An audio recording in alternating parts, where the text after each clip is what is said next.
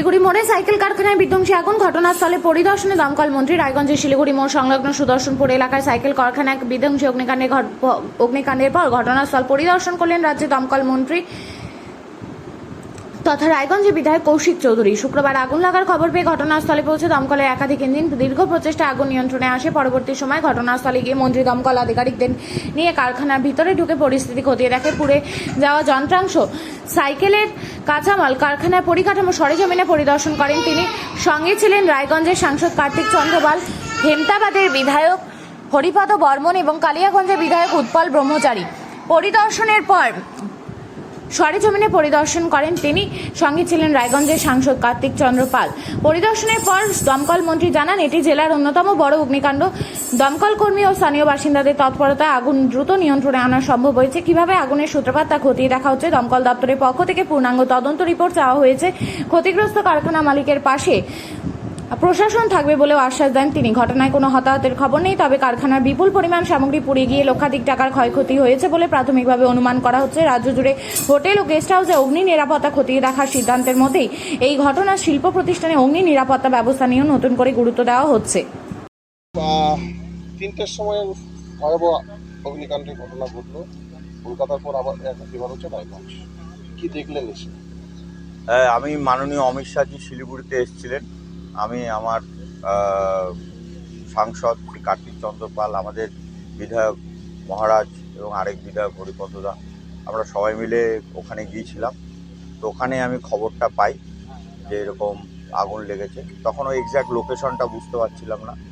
তারপরে আমার পাশে দাঁড়িয়ে আছেন সম্মানীয় ডিওফও সাহেব, আমাদের ডিভিশনাল ফরেস্ট অফিসার, তার সাথে আমার যোগাযোগ হয়। তখন আমি পরিষ্কার জানতে পারি এবং তার মধ্যে কিছু ভিডিও পাই যে শিলিগুড়ি মোড়ে কাছাকাছি এখানে সাইকেল একটা অ্যাসেম্বলিং সেন্টার, এটা তো প্রায় 10,000 স্কোয়ার ফিটের। তো সেখানে আগুন লেগেছে কোনো কারণে। তো দমকলের অফিসাররা এবং আমাদের দমকলের যারা ফায়ার ফাইটার, তারা খুব দ্রুত ঘটনাস্থলে পৌঁছয়।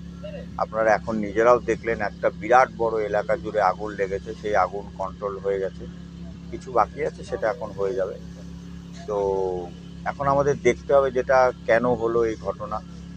আর এখান থেকে আমাদের অফিসাররা দ্রুত ব্যবস্থা নিয়ে আগুন নেভানোর জন্য জেলার বিভিন্ন জায়গা থেকে ফায়ার টেন্ডার যেগুলো হয়, জল গাড়ি মেশিন সহ, সেগুলো নিয়ে এসছেন। তার পাশে সুবিধা হয়েছে, এখানে একটা পুকুর আছে, সেই পুকুরের জল পাওয়া যাচ্ছে, এটাতে একটা সুবিধা হয়েছে।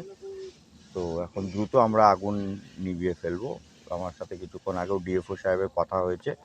আমাদের প্ল্যানিং পুরো রেডি আছে, কি করে বাকিটুকু নেভানো যাবে। একটু সময় লাগবে, কিন্তু সেটা হয়ে যাবে।